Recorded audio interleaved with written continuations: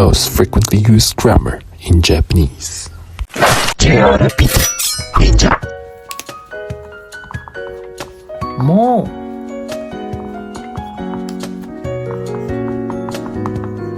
う予約したの？もう予約したの？No is a shortened version of en desu ka, while no is the abbreviated form of nantoka nantoka, used when seeking an explanation or explaining a situation.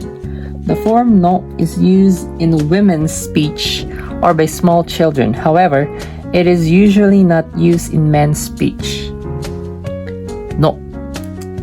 もう予約したの？ Have you already booked? JLPTN5 これ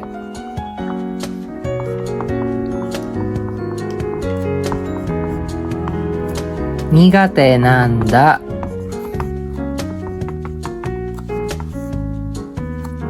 なんだ。これ苦手なんだ。んだ。The original form んだ and んです are のだ、のです。They are used when explanations about circumstances are sought. They are used to state reason. This is why. And to ask for further information or verification. これ苦手なんだ。I've never liked this much. JLPTN5 彼が入院したの知ってる？知ってる？彼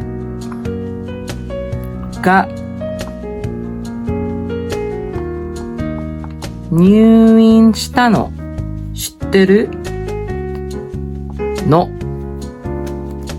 No, used when the speaker wants make sentences, verbs, or adjectives into nominals. The part of the sentence containing nantoka nantoka no is treated as the nominal. 彼が入院したの知ってる？ Did you know that Mr. Tanaka has been hospitalized? Like, subscribe, hit the notification bell. See you in my next vlog. This is Rafu, your JLPT Ninja.